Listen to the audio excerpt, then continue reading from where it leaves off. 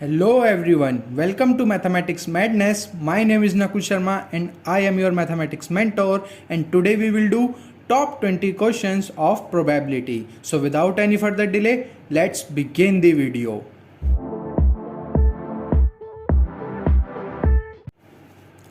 अब मैंने ये टॉप 20 क्वेश्चंस की वीडियो को दो पार्ट में डिवाइड करा है। पहला पार्ट जो ये वाला पार्ट है, इसमें मैंने हर एक बेसिक कॉन्सेप्ट कवर करा है कि क्वेश्चन में बेसिक न्यूमेरिकल क्या आ सकता है। इस वीडियो को देखने के बाद आपका एक एक कॉन्सेप्ट प्रोबेबिलिटी का क्लियर हो जाएगा। और फिर पार्ट 2 जिसमें मैंने कुछ एडवांस प्रॉब्लम ली हैं प्रोबेबिलिटी की। तो देखो question number 1, the probability of an event E plus probability of event not E is, कि एक इवेंट है ई, उसके होने की प्रोबेबिलिटी प्लस उसके ना होने की प्रोबेबिलिटी कितनी होगी। तो इससे पहले वाली वीडियो में जो मैंने कॉन्सेप्चुअल वीडियो बनाई थी प्रोबेबिलिटी की, उसमें मैंने आपको इसका आंसर बताया है डिटेल में कि इसका आंसर होता है 1, कि किसी भी इवेंट के होने की प्रोबेबिलिटी प्लस उसके ना होने की, जिसे हम बोलते हैं complement event,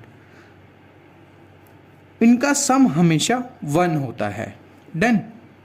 question number 2, the probability of an event that can not happen is, एक इवेंट जो कभी हो ही नहीं सकता तो उसकी प्रोबेबिलिटी क्या होगी। अब भाई अगर कोई चीज़ हो ही नहीं सकती तो उसकी प्रोबेबिलिटी क्या हुई होने की, 0। और उस इवेंट को क्या बोलते हैं हम, इम्पॉसिबल इवेंट। तो इसका करेक्ट ऑप्शन होगा option number D. Question number 4, the probability of an event that is certain to happen is, कि एक इवेंट जो डेफिनेटली होना ही है तो उसकी प्रोबेबिलिटी क्या होगी। तो उसकी प्रोबेबिलिटी होगी 1, और ऐसे इवेंट्स को हम कहते हैं श्योर इवेंट। तो इसका करेक्ट ऑप्शन होगा ऑप्शन नंबर ए। तो ये सब एकदम बेसिक बातें हैं कि प्रोबेबिलिटी को स्टार्ट करने से पहले या उसके एडवांस प्रॉब्लम करने से पहले ये सब आपको ज़रूर पता होनी चाहिए। Question number 4, the sum of probability of all elementary events of an experiment is. तो देखो इससे पहले एलिमेंट्री इवेंट क्या होते हैं ये जानना ज़रूरी है। एलिमेंट्री इवेंट होते हैं ऐसे इवेंट जिनमें सारे आउटकम सेम होते हैं। जैसे कि अगर मैं आपसे कहूं कि हमने एक कॉइन को टॉस करा तो उसमें मुझे बताओ प्रोबेबिलिटी हेड आने की क्या है। तो हेड जब आएगा तो सिर्फ हेड आएगा और कुछ नहीं आएगा। तो ये हेड आना एक एलिमेंट्री इवेंट है। ऐसे ही टेल आना भी एक एलिमेंट्री इवेंट है। अगर हम बात करें कि हमने एक डाइस को रोल किया, अब मेरे को प्रोबेबिलिटी बताओ कि इवन नंबर आए। तो इवन नंबर क्या क्या आ सकता है, 2, 4, 6, और 2, 4 और 6 सेम नहीं है तो ये एक एलिमेंट्री इवेंट नहीं होगा, जबकि हेड आना एक एलिमेंट्री इवेंट होगा। तो sum of probability of all elementary events होता है 1। सारे एलिमेंट्री इवेंट्स का सम कितना होता है, 1। जैसे कि प्रोबेबिलिटी ऑफ हेड आने की प्लस प्रोबेबिलिटी ऑफ टेल आने की कितनी होती है, 1 होती है, क्योंकि हेड आने की भी हाफ है प्लस टेल आने की भी हाफ है। तो ऐसे ही सारे एलिमेंट्री इवेंट्स का सम होता है 1।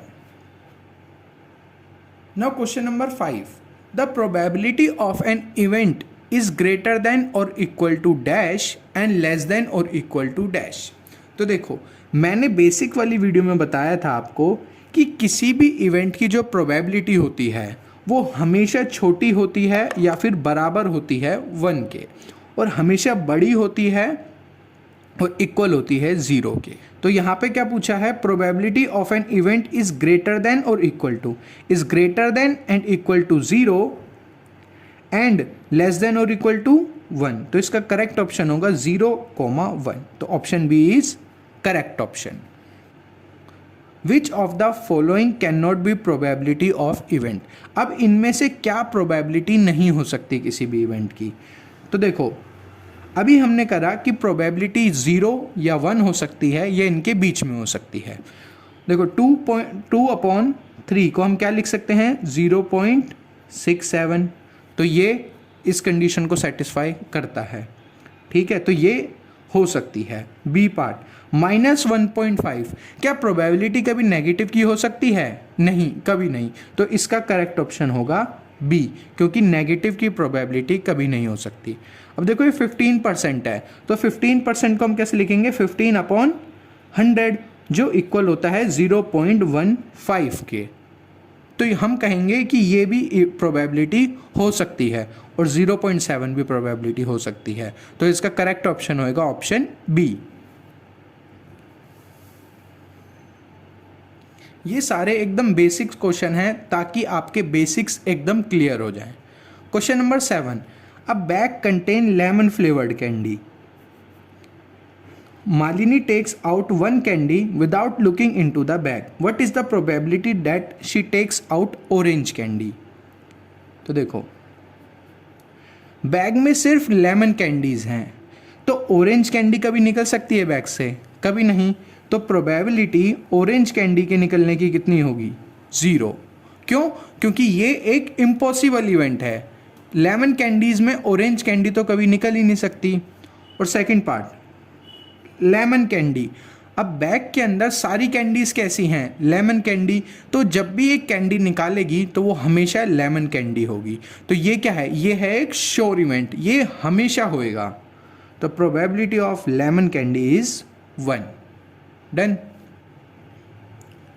Now question number 8, a bag contain 8 red balls, 5 black balls. A ball is drawn at random from the bag. What is the probability that ball drawn is red ball, not red ball? तो देखो, total balls कितनी है bag में?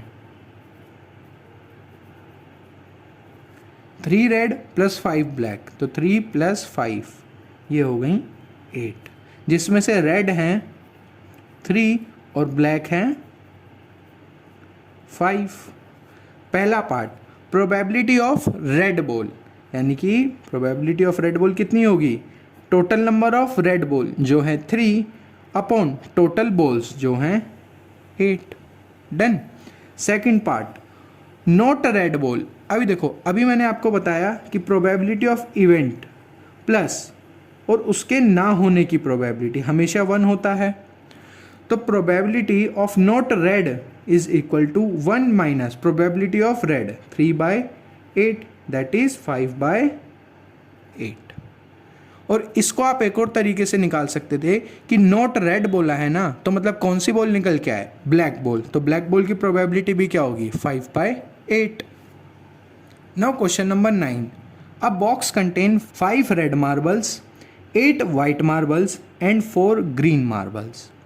One marble is taken out of box at random. What is the probability that marble taken out will be red? तो देखो, probability बतानी है कि जो मार्बल निकलेगा वो क्या होगा? रेड होगा। तो इसके लिए हमें क्या चाहिए? पहले रेड मार्बल हैं कितने? रेड मार्बल हैं 5 और टोटल मार्बल कितने हैं? 5 + 8 13 + 4 17। Done. Second part, white marble, probability of white marble, तो नंबर ऑफ वाइट मार्बल हैं 8 upon total number of marble हैं 17। थर्ड पार्ट, नॉट ग्रीन, कि ग्रीन मार्बल नहीं होना चाहिए, मतलब कौन सा मार्बल होना चाहिए? या तो रेड या तो वाइट। तो प्रोबेबिलिटी ऑफ नॉट ग्रीन कितनी हो जाएगी? 5 + 8 दैट इज 13/17। नॉट ग्रीन कहा ना कि ग्रीन नहीं होना चाहिए, तो ग्रीन नहीं होगा तो क्या होगा? या तो रेड होगा या फिर वाइट होगा। Done. Now question number 10, a die is thrown once, find the probability of getting a prime number, odd number, number between 2 and 6। तो देखो, जब भी हम एक डाइस को थ्रो करते हैं तो आउटकम क्या क्या आ सकते हैं? 1 2 3 4 5 और 6 ये आउटकम आ सकते हैं। पहले पार्ट में हमें बताना है प्राइम नंबर, तो इनमें से प्राइम नंबर कौन कौन से हैं? प्राइम नंबर है 2 3 5, बस। 1 is neither a prime number nor a composite number, इसीलिए हमने 1 को यहाँ पे इंक्लूड नहीं करा। और 4 और 6 तो प्राइम नंबर होते ही नहीं है। तो प्रोबेबिलिटी ऑफ प्राइम नंबर कितनी आ गई? नंबर, तो प्राइम नंबर कितने हैं? 1 2 3 3, और टोटल कितने हैं 6, that is 1/2। Second part odd number, तो ओड नंबर क्या क्या हो सकते हैं 1, 5 एंड 3। तो probability of odd number is equal to 3/6, that is 1/2। Third part number between 2 and 6। अब जब भी बिटवीन आता है ना तो आपको 2 और 6 दोनों को नेग्लेक्ट करना है और सिर्फ बिटवीन वाले पार्ट को लेना है। तो 2 और 6 के बीच में क्या आएंगे 3, 4 एंड 5। तो probability of number between 2 and 6 कितनी आ गई 3/6, दैट इज 1/2। डन। तो ये थे एकदम बेसिक क्वेश्चन प्रोबेबिलिटी के। इसी के साथ हमारा पार्ट 1 खत्म होता है। और अगर आपको प्रोबेबिलिटी के कुछ अच्छे क्वेश्चन करने हैं तो पार्ट 2 ज़रूर देखना वीडियो का। वीडियो अच्छी लगी हो तो लाइक करना, वीडियो शेयर करना अपने दोस्तों के साथ और चैनल को सब्सक्राइब कर लो। Thank you.